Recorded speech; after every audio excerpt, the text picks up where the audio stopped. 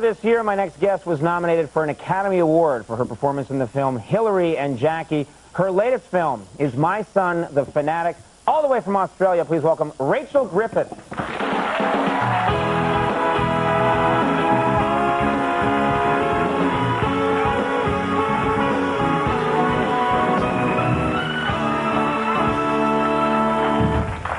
Thank you. How are you? Oh, just one second. I know this is awkward when we make the guests put on their own mic, but yeah. We're a very cheap, low-budget show.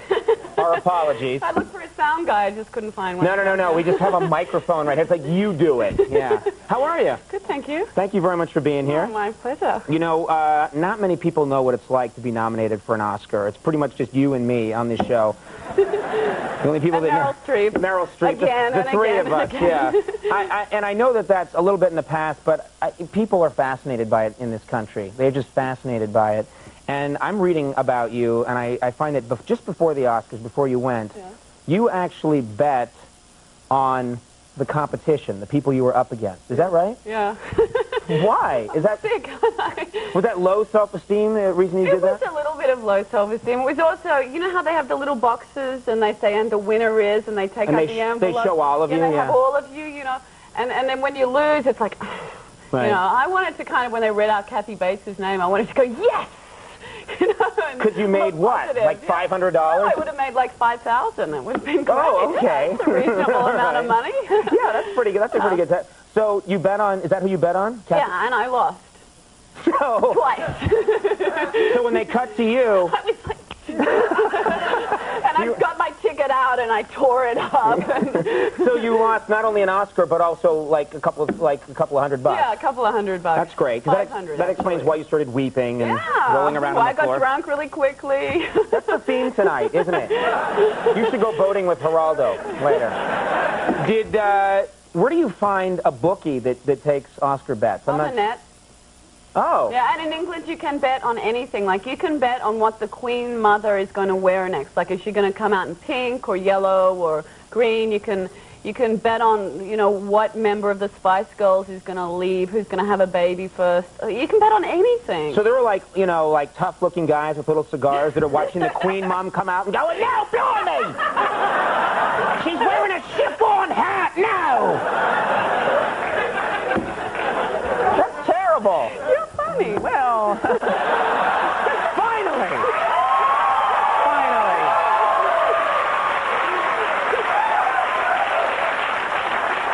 You've been doing this for a while, haven't you? Yeah. I can tell. I'm the most experienced talk show guy in America. Did you go to any Oscar parties? Yeah. What? What's the matter? Oh, that's good. That's a good problem. Okay, I'll calm down. I'm not going to interview anymore. I'm just going to make goofy faces and. What's an Oscar party like when you stop crying?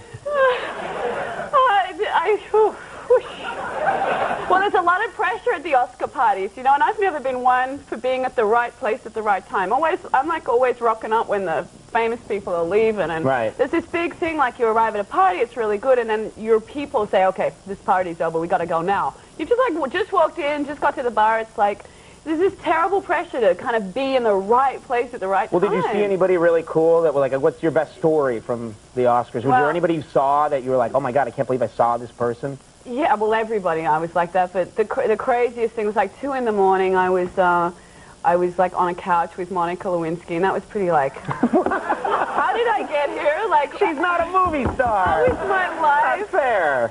Yeah, and there was another moment at the after party where I was like in this room, and everybody was there. It was like Quentin Tarantino was there, and there were Oscars all over the place. I was going to steal one because no one was looking, you know. There were just Oscars lying around on the floor? Yeah, I could have, like, taken one home and said, Mom, they got it wrong, but they couldn't tell anybody. So the next day, they delivered it to the hotel, you know. Right. But I didn't do that. But that was pretty crazy. Right. Yeah. That sounds like I got to go to one of those sometime. Yeah. I can't believe Monica Lewinsky gets to go, and I've never gone to a party like this. Yeah, but, I guess I got to become an intern. Let's talk about. You did a lot for that. Yeah. We'll leave that alone. Did more than I'd be willing to do. Yeah. I'm sure.